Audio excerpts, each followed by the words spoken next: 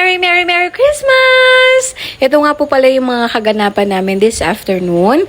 Nag-visit po kasi yung aming tita at yung kanyang buong family at galing po sila sa San Mateo. Medyo malayo-layo din pero dahil medyo ko hindi masyadong matraffic nakarating naman sila dito ng maayos at safe at maganda ang kanilang biyahe. Naghatid sila ng maraming kaligayahan, nag-share ng gift at ng mga blessings nila sa amin. Truly, ang Christmas po talaga ay for family.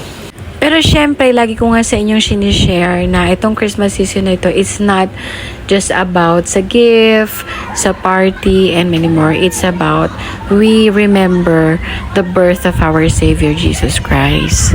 Tapos yung tita namin, bigla na lang siya dyan, namigay ng pera. Grabe, nagkagulo yung mga bata. At ako din, nakikuha para kay Miko. Char.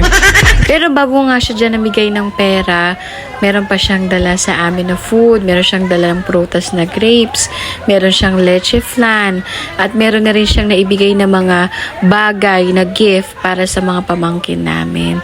Maliban talaga sa mama ko na napaka-generous din talaga na magbigay at mag-share ng mga blessing niya sa amin, ito rin pong tito ko na ito ay napaka-generous din.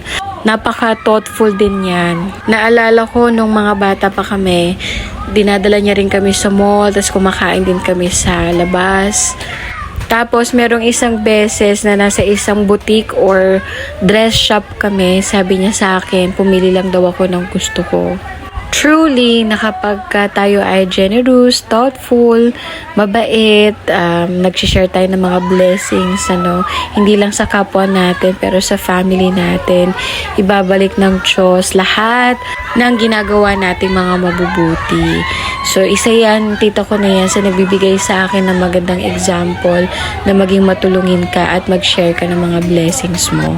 Maliban sa kasayahan na naibibigay niyan sa atin, yung alam mo yun, yung lesson learned doon, no, na maging kagaya mo siya, maging katulad mo siya, tsaka yung feelings, yung naramdaman mo na nabigyan ka, na sharean ka, yun yung isa sa mga bagay na hindi mo makakalimutan. Pagkatapos namin kumanta, parang nangaroling kasi kami sa kanila, tapos sumayaw nga itong mga pamangkin ko, nagmaritesan na kami. Char. Thank you very much po sa panonood and ingat po kayo lagi. Bye-bye muna. Merry Christmas!